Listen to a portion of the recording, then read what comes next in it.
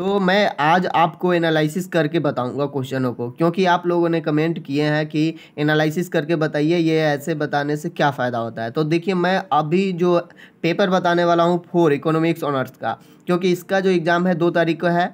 तो मैं इस पर बहुत से मेहनत करके, यानी कि आपको कोशिश करूँगा समझाने का।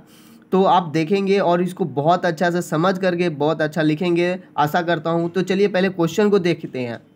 देखिए, क्वेश्चन को पढ़ करके उसके अंदर में जो निकलने वाला है उसको निकालना बहुत ज़रूरी होता है, क्योंकि आपको क्वेश्चन ही दिया जाएगा, आंसर क्या शुरू करे वो पता नहीं चलेगा, इसलिए आपको उसको समझना है। जैसे कि इसमें जो क्वेश्चन है वो है संघीय वित्त से आप क्या समझते हैं। हाँ, एक बात और कि एनालिसिस करने पर ये वीडियो लेंदी हो जाएगा, तो आप लोग मैनेज कीजिएगा, ठीक है। इसके प्रमुख सिद्धांतों की विवेचना कीजिए या संघीय वित्त के सिद्धांतों का वर्णन कीजिए और वित्तीय समायोजन की समस्याओं पर प्रकाश डालिए। अगला जो क्वेश्चन है वह है संघीय वित्त व्यवस्था से क्या तात्पर्य है, इस वित्त व्यवस्था के निर्देशक सिद्धांतों की विवेचना कीजिए। यानी कि एक तौर पर मैं इस क्वेश्चन को समझाना चाह रहा हूँ कि क्वेश्चन कह रहा है कि यानी कि जो केंद्र का संघीय मतलब होता है सभी का सम्मिलित, जैसा कि हमारा जो देश है वो बीत मतलब हो गया रुपया पैसा। यानी कि संघीय रुपया पैसा से आप क्या समझते हैं, यानी कि सरकार के जो रुपया पैसा है उससे आप क्या समझते हैं, इसका मतलब प्रमुख सिद्धांत क्या है, यानी कि लेन देन करने में कैसे लिया जा सकता है, कैसे दिया जा सकता है। बात समझ पा रहा है, कैसे मतलब इस देश का विकास किया जा सकता है वित्त से संबंधित, ठीक है। अगला क्वेश्चन है संघीय वित्त के सिद्धांतों का वर्णन करें, वही बात है जो इसमें दिया हुआ है। तो चलिए हम लोग अब आंसर की ओर समझते हैं कि आंसर क्या क्या कह रहा है। तो सबसे पहले इसमें जानेंगे कि संघीय व्यवस्था मतलब क्या होता है। संघीय शासन का अर्थ क्या हुआ कि संघीय शासन 2 प्रकार का होता है, एक एकांकिक शासन प्रणाली और एक संघात्मक शासन प्रणाली। अब चलिए संघीय मतलब समझ गए कि हमको देश चलाना है, यानी कि देश के हम लोग अभी देश है। तो शासन व्यवस्था 2 प्रकार के बांट दिए। क्या बांटे कि एक एकांकिक शासन प्रणाली, एक संघात्मक शासन प्रणाली। एकांकिक शासन प्रणाली से आपको समझ में आ रहा होगा कि इसमें क्या होगा, सत्ता सिर्फ केवल एक ही के हाथों में होगा। संघात्मक शासन प्रणाली का समझ में ये आ रहा होगा आपको कि इसमें जो जैसे कि भारत में है कि 3 स्तरीय इसमें जो सत्ता होता है, यानी कि पावर होता है 3 केंद्रों में विभाजित होता है, ठीक है। उसी को संघात्मक शासन प्रणाली कहते हैं। इसमें 3 लेवल से होता है। तो चलिए उसको समझते हैं कि एकाकी शासन प्रणाली में देश में केवल एक सरकार होती है, अर्थात संपूर्ण शासन व्यवस्था केंद्रीय सरकार के हाथ में होती है। संघात्मक शासन प्रणाली में एक से अधिक यानी कि 3 सरकारें होती है। संघात्मक शासन प्रणाली में केंद्रीय सरकार के अतिरिक्त राज्य सरकार और स्थानीय सरकारें भी होती है। स्थानीय सरकार और राज्य सरकार कहने का मतलब राज्य सरकार तो जो स्टेट में है वो हुआ, और स्थानीय सरकार यानी कि जो नीचे लेवल का होता है उस सबको स्थानीय सरकार कहते हैं। विभिन्न प्रांत की राज्य सरकारों को अपने अपने राज्य की सीमा के अंदर इच्छा अनुसार शासन करने की स्वतंत्रता होती है, परंतु कुछ विषयों में केंद्रीय सरकार से संबंधित होता है। कहने का मतलब यह है कि वो तो बंटवारा कर दिए, तो क्या मतलब राज्य को बंटवारा कर दिए तो राज्य अपना मनचाही करेंगे? नहीं, कुछ जो है वो पूरा स्वतंत्रता दे दिए हुए, परंतु कुछ लिमिट है, जो कुछ बातें हैं जो केंद्र सरकार से भी बातें इनको मानना होगा राज्य सरकार को, जिससे कड़ी जुड़ा हुआ होगा और देश चलेगा। बस समझ पा रहे हैं। और अगला जो है संघीय शासन की परिभाषा अगर आप पूछे तो क्या दे सकते हैं, तो संघीय शासन की परिभाषा जो गैरन के अनुसार है वह है संघ एक सरकार की सरकार है जिसमें सर्वोच्च सत्ता या राजनीतिक शक्ति का विभाजन केंद्रीय तथा स्थानीय सरकारों में इस प्रकार होता है जिससे कि वो प्रत्येक राज्य अपने क्षेत्र में दूसरे से स्वतंत्र रहता है। जैसे कि राज्य में अगर हम लोग डिफेंड करते हैं तो राज्य एक दूसरे से एकदम बिल्कुल फ्री है, वो एक मतलब अगर कोई कुछ कर रहा है तो बीच में दूसरा टांग नहीं अड़ाएगा। बात समझ पा रहा है। तो अगला जो है वो संघात्मक सरकार की विशेषता क्या है, मतलब विशेषता किस प्रकार की, तो उसको समझना है कि संघ व राज्य सरकार में अधिकार और कर्तव्य का विभाजन है। यानी कि संघ और राज्य सरकार में अगर कर्तव्य या अधिकारों का विभाजन नहीं किया जाए तो क्या मतलब देश चल सकता है? नहीं चलेगा। राज्य के लिए अलग सा रूल है और केंद्र के लिए अलग सा रूल है। अगला जो पॉइंट है, किसी भी राज्य को स्वेच्छा से संघ छोड़ने का अधिकार नहीं है। यानी कि कोई राज्य अगर चाहेगा कि हम केंद्र का बात नहीं मानेंगे, हम उसको कर नहीं देंगे अगर वो कुछ मांग रहा है तो ऐसा नहीं है, वो छोड़ नहीं सकता है और उससे विमुख नहीं हो सकता है, ठीक है। अगर छोड़ देता है तो बात समझ पा रहे हैं कि क्या होगा, वो केंद्र से यानी कि देश से ही हट जाएगा। अगला क्या है, संघीय राज्य का संविधान ही सर्वोच्च होता है और पारस्परिक मतभेद होने पर प्रत्येक पक्ष उसकी सहायता ले सकता है। संघीय राज्य यानी कि केंद्र में संघीय राज्य का संविधान, मतलब जो संघीय राज्य है, ये जो हमारा देश है, उसमें सबसे प्रधान जो होता है वो सर्वोच्च होता है। यानी कि सर्वोच्च न्यायालय जो हुआ ना, वो सबसे मेन हुआ। अगर ये दोनों भी आपस में अगर कुछ मोल जोल हो रहा है राज्य में और केंद्र में, तो उनका जो निवारण है वो कौन करेगा, सर्वोच्च न्यायालय करेगा। क्योंकि आप भी जानते होंगे कि सर्वोच्च न्यायालय जो होता है वो सबसे मेन होता है। अगर भारत में बात की जाए तो वही सबका मतलब चला रहा है। अगला जो है, प्रत्येक नागरिक के संघीय राज्यों में समान अधिकार होते हैं और विभिन्न जातियों, धर्मों, भाषाओं तथा सॉरी थोड़ा सा तो लाइट चला गया था, तो चलिए हम लोग फिर देखते हैं आगे क्या है कि प्रत्येक नागरिक को क्या करना है कि संघीय राज्य में समान अधिकार देना है। मतलब अगर केंद्र उसको देखता है तो एक नज़र से देखे सब राज्य को। बात समझ पा रहे हैं? देखिए ये एक तरह से समझिए कि एक बाबा हुआ और उनका बेटा और उनका पोता, यानी कि 3 केंद्रों में शक्ति का विवरण मतलब कि वितरण किया हुआ है, जिसको आपको समझना है उस हिसाब से, ठीक है ना। तो क्या करेंगे, अगर बाबा जो है वो पुत्र को समान देखेंगे, देखना ही पड़ेगा। और उसी तरह से अगर विकास करना हो तो सबसे ज़्यादा प्रभाव किस पे पड़ेगा, अगर विकास आपको करना है तो सबसे ज़्यादा अगर विकास का प्रभाव अगर आपको करवाना है तो आपको पोते को समझाना होगा। बात समझ पर है? तो इसकी बात भी हम लोग आगे करेंगे। तो अगला जो पॉइंट है वो है, अंतर्राज्यीय व्यापार में पूर्ण स्वतंत्रता होती है और विभिन्न इकाइयों के बीच व्यापार आवागमन आदि बिना रुकावट चलता रहता है। यानी कि अंतर्राज्यीय मतलब राज्य के अंदर में जो भी व्यापार है वो पूरी तरह से कर सकते हैं, कोई भी आदमी कुछ भी कर सकता है। यानी कि राज्य के अंदर में कोई भी व्यापार कर सकता है, कुछ भी नहीं। बात समझ पा रहे हैं? अगला क्या है कि प्राय केंद्र और राज्यों के बीच एक दूसरे की संपत्तियों को कर मुक्त रखने का समझौता हो जाता है। अगर इस तरह से देखा जाए तो देखिए, अगर पुत्र अगर पीते हैं, अगर कुछ अगर सामान दे रहे हैं किसी को, तो क्या कर लीजिएगा? नहीं लीजिएगा। दूसरे से अगर लेना हो तो कर ले सकते हैं। तो यहाँ पर वही बात है कि अगर राज्य और केंद्र सरकार को, या केंद्र सरकार अगर राज्य को कुछ दे रहे हैं तो उसके लिए वो क्या है कि कर प्राय मुक्त हो जाता है। हो सकता है कि कर लेंगे परंतु उतना नहीं होगा। बात समझ पा रहे हैं? तो चलिए अगला पॉइंट क्या है कि संघीय वित्त व्यवस्था का अर्थ क्या होता है। तो संघीय वित्त व्यवस्था से आशय उस व्यवस्था से जिसके अंतर्गत आय तथा व्यय की संपूर्ण मदों को केंद्रीय या संघ सरकार, राज्य सरकारों तथा स्थानीय निकायों के बीच बांट दिया जाता है। तो आप ये समझिए संघीय वित्त व्यवस्था का अर्थ क्या होता है। यानी कि संघ यानी कि केंद्र जो सरकार यानी कि भारत जो सरकार है उसका वित्त पैसा का जो व्यवस्था है उसका क्या अर्थ है। तो ये सबको क्या करना है कि बांट देना है, सब में बांट देना, अंतर्गत आय तथा व्यय दोनों को बांटना है। मदों को केंद्रीय, संघ सरकार, राज्य सरकार के तथा स्थानीय निकाय के बीच बांट देना है।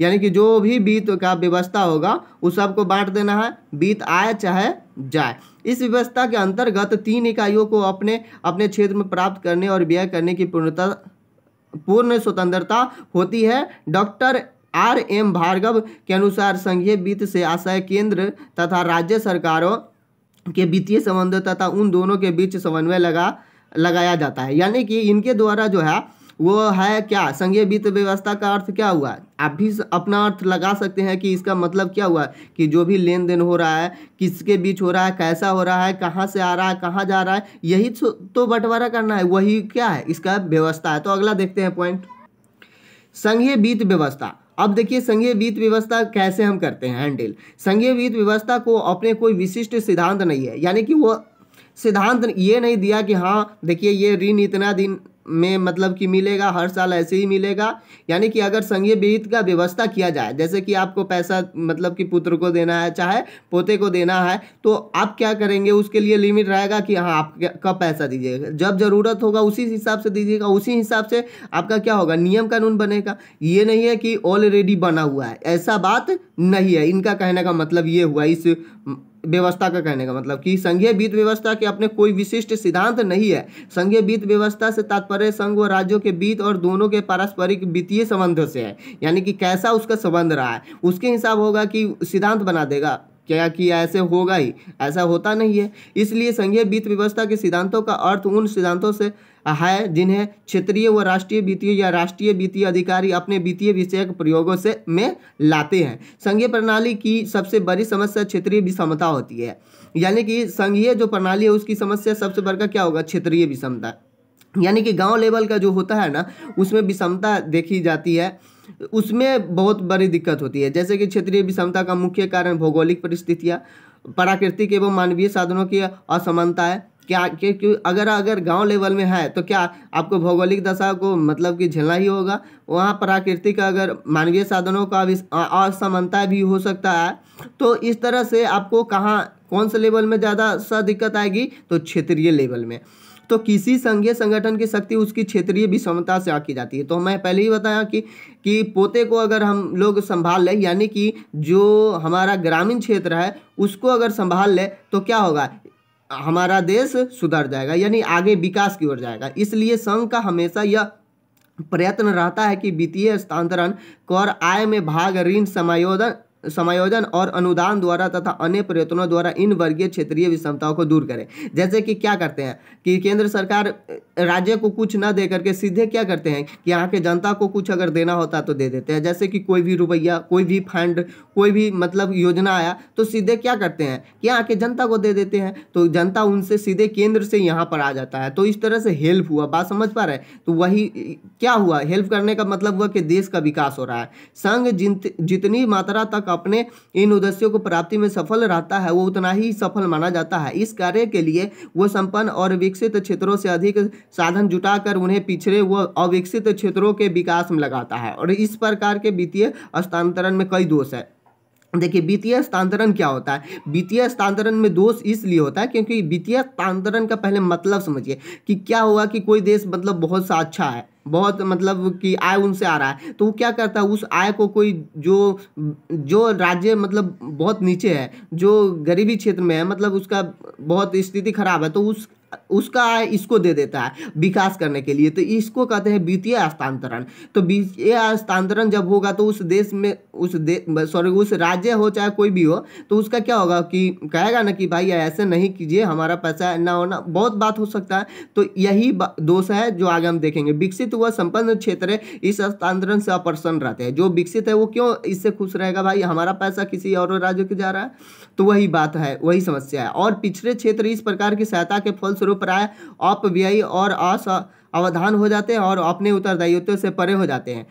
ऐसा करने से ये भी फायदा हो सकता है कि अगर नहीं देंगे अगर पिछड़े हुए राज्य को, तो इससे ये भी तो सीख होगा कि हाँ भाई हमको भी ऐसा बनना है, बात समझ रहे। इसलिए उसका उत्तरदायी से परे हो जाते हैं। फिर भी सारे समाज के हित और संघ की सफलता के लिए यह हस्तांतरण आवश्यक है। फिर भी अगर केंद्र है जो बड़े लेवल का है, जैसे बाबा हुआ, तो उसको समझना होगा कि भाई बेटे को समझाना होगा, सबको समझाना होगा कि देखो ऐसे ऐसे कर देने से क्या होगा, उसका विकास होगा, जिससे क्या होगा हमारा नाम रोशन होगा। हमारा नाम रोशन आएगा तो उसी के अंतर्गत तो आप भी आते हैं, बात समझ पा रहे हैं। इसी लेवल से समझना है इसमें इस बात को हमेशा ध्यान रखना चाहिए कि साधनों के साथ साथ उत्तरदायित्व का भी हस्तांतरण हो। अगर साधन का हस्तांतरण हो रहा है तो उत्तरदायी का भी मतलब काम का भी तो होना चाहिए हस्तांतरण ना, तो वही हो। और असमानता को दूर करके सभी राज्यों को उन्नति के समान अवसर प्रदान करने चाहिए। संघीय वित्त व्यवस्था के सिद्धांत क्या है कि संघीय अगर पैसा का अगर वितरण हो रहा है तो आप उसका मतलब कैसे सिद्धांत से आप उसको वितरण करेंगे। तो उपरोक्त उद्देश्य को पूरा करने और संघीय वित्त व्यवस्था को सुचारू रूप से संचालित करने के लिए कुछ सिद्धांत का अनुकरण करना बहुत आवश्यक है। संघ और राज्य के बीच कार्यों का साधनों का वितरण को नियमित करने में ये सिद्धांत उपयोगी होते हैं। यानी कि सिद्धांत देखिए, अब जब पैसा का वितरण होगा तो सिद्धांत तो लगाना होगा, यानी कि नियम कानून तो लगाना ही होगा कि कैसा सिद्धांत होना चाहिए। तो व्यवहारिक जगत में आर्थिक, सामाजिक, राजनीतिक परिस्थितियों तथा मानवीय प्रवृत्तियों और मनोवृत्तियों में हमेशा परिवर्तन होते रहते हैं। रहने के कारण ये सिद्धांत न तो अटूट सत्य ही होते हैं और न ही सर्वव्यापक, लेकिन इसके मार्ग निर्देशक आवश्यक है, निर्देशन। अब मैं जो बात बताया वही बात यहाँ पर है। क्या बताया कि आपको ये जो समाज है, जो समाज चल रहा है, आपको कोई नियम अगर बना देते हैं तो ये ऐसा नियम है कि जिंदगी परवाह हो रहा है, कभी कभी लॉस होगा, कभी कभी हानि होगा, तो इसमें नियम मतलब चलेगा ही नहीं, रूल। उसमें क्या होगा कि मानव को यानी कि सभी आदमी को अपना अपना दिमाग लगाना होगा, किस तरह से ये विकास हो, उस हिसाब से उसका सिद्धांत बनाना होगा। इसलिए वो अटूट असत्य नहीं है, हो ही नहीं सकता है, ठीक है ना। यह सर्वव्यापक भी नहीं है, हमेशा मतलब बदलते रहेंगे। विभिन्न अर्थशास्त्रियों और राजस्व विशेषज्ञों ने अपने मत के अनुसार अनेक सिद्धांत प्रतिपादन किए हैं। उन सिद्धांतों में कोई सैद्धांतिक विभिन्नता नहीं है, बल्कि अनुभव व परीक्षण की विभिन्नता है। मतलब अनुभव क्या है वो बताएंगे, ठीक है ना। सेलिगमैन ने संघीय प्रशासन की सफलता के लिए 3 सिद्धांतों का महत्वपूर्ण बताया है। पहला कुशलता का सिद्धांत, औचित्य का सिद्धांत और पर्याप्तता का सिद्धांत। अब इन सिद्धांतों के अतिरिक्त एक और सिद्धांत को भी डॉक्टर ज्ञानचंद्र ने महत्वपूर्ण बताया है। इसे पूर्णता या समग्रता का सिद्धांत कहते हैं। संघीय प्रणाली के हस्तांतरण के सिद्धांत को महत्वपूर्ण बताया है। Professor B.P. आदारकर ने अपने अनुभव व अध्ययन के आधार पर निम्न सिद्धांतों को महत्वपूर्ण बताया। यानी कि सबका अपना अपना सोच है, आप भी अपना सोच रख सकते हैं। कुशलता का सिद्धांत, जैसे कि प्रत्येक सरकार को केवल वे ही कर दिए जाने चाहिए जिसमें वह कुशल हो। कर भार का वितरण समान होना चाहिए, यानी कि प्रत्येक सरकार को केवल वही कर दिए जाना चाहिए जिसमें वो कुशल हो। जैसे कि आप अगर जिसमें ज़्यादा बेनिफिट कमा रहा है तो उसमें आप कर लगाते हैं, तो वो भी कमा रहा है, आप भी कमा रहे हैं, तो बहुत अच्छा से चल जाता है वो चीज़। अगर किसी को लाभ नहीं हो रहा है और उसमें आप कहिएगा कि हमको उसमें टैक्स दीजिए, तो ऐसा मतलब कि अच्छा नहीं होगा। इसलिए इसको कुशल का सिद्धांत मतलब कि दे करके एक सिद्धांत बनाया कि ऐसा आप नियम बनाइए जिसमें सभी आदमी कुशल हो, ठीक है ना। प्रशासनिक कुशलता के आधार पर ही करों का विभाजन करना न्यायोचित एवं मितव्ययी बना रहता है। इससे क्या होगा कि विभाजन से न्याय उचित भी होगा और आपस में मतलब मतभेद भी नहीं होगा और अच्छे से चलेगा, विकास होगा। इस दृष्टि से समस्त साधनों को 3 वर्गों में रखा जाता है। केंद्रीय सरकार का आय, राज्य सरकार की आय, सम्मिलित आय। यानी कि केंद्र सरकार का जो हुआ सो और राज्य सरकार का, और जो दोनों का मिला करके हुआ सो। करों की चोरी पर रोक लगाकर अधिकतम आय की प्राप्ति की जा सकती है। हस्तांतरण का सिद्धांत, देखिए हस्तांतरण का क्या सिद्धांत है। इस सिद्धांत की सहायता से राज्यों की आय की असमानता को समाप्त करने की प्रयास किए जाते हैं। इसमें समस्त राज्यों को न्यूनतम आवश्यकताओं को पूर्ण किया जा सके। इसमें संपन्न राज्य से आय का वितरण पिछड़े हुए राज्यों को किया जाना चाहिए। यानी कि जो राज्य बहुत मतलब कि संपन्न है, उससे छोटे जो पिछड़ गए हैं राज्य, उसको हेल्प करना चाहिए। बात समझ पा रहे हैं। तो इस तरह से अगला जो पॉइंट है, तो आप लोगों को समझ में आ रहा होगा, तो बहुत अच्छा, एक लाइक कर दीजिएगा और इस चैनल पर नए हैं तो सब्सक्राइब कर दीजिएगा। परंतु वीडियो लेंदी होगा, इसके लिए मैं मतलब उत्तरदायी नहीं हूँ। तो चलिए स्वतंत्रता और उत्तरदायित्व का सिद्धांत के ऊपर हम लोग बात करते हैं कि स्वतंत्रता भी होना चाहिए और उत्तरदायी यानी उसके काम के प्रति लगाव भी होना चाहिए कि क्या हमको करना है। बात समझ पा रहे हैं।